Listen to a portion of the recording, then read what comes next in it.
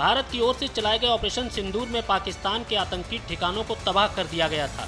इस हमले में आतंकी मसूद अजहर के परिवार के 14 लोगों की मौत हो गई थी, जिसके बाद मसूद अजहर का पत्र वायरल हुआ था, जिसमें आतंकी ने कहा था कि अब वो जी कर क्या करेगा।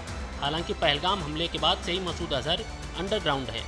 वहीं पाकिस्तान की सरकार आतंकवादी मसूद अजहर को खुलेआम 14 करोड़ रुपए देने की तैयारी में है। दरअसल पाकिस्तान की सरकार ने ऐलान किया है कि ऑपरेशन सिंदूर में जितने भी आतंकवादी मारे गए हैं, सभी के परिजनों को 1-1 करोड़ की सहायता राशि दी जाएगी। इसके लिए पाक की शहबाज शरीफ सरकार ने शुहाद पैकेज की घोषणा की है। बता दें कि भारतीय सेना ने पाकिस्तान के जिस बहावलपुर को ऑपरेशन सिंदूर के दौरान निशाना बनाया था, उसमें जैश ए मोहम्मद के सरगना मसूद अजहर का भी घर शामिल था। इस स्ट्राइक में मसूद से जुड़े 14 लोगों की मौके पर ही मौत हो गई थी। यही वजह है कि मसूद को पाकिस्तान की सरकार शुहाद पैकेज से 14 करोड़ रुपए देने की तैयारी में है।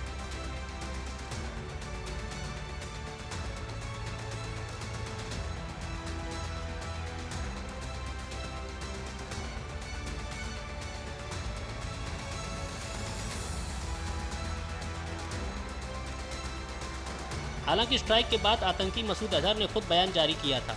मसूद ने कहा था कि भारत के ऑपरेशन में उसकी बड़ी बहन बहनोई और उसके बच्चों की मौत हो गई।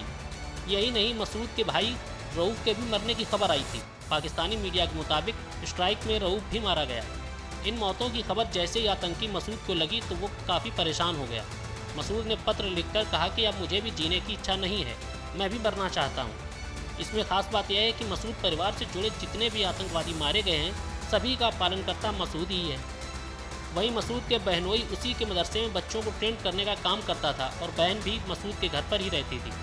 इसी तरह उसका भाई भी जैश से जुड़ा था और कंधार प्लेन हाईजैक केस का सरगना था।